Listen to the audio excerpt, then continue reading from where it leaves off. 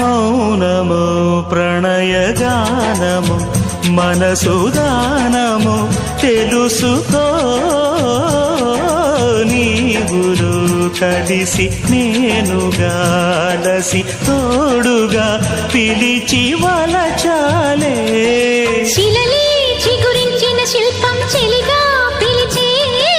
కనులే పండించిన స్వప్నం నిజమై నిలిచే నేడో మరునాడో మన మమతల చరితల మలుపు తెలుసుకోవా వసంతంలా వచ్చిపోవా ఇలా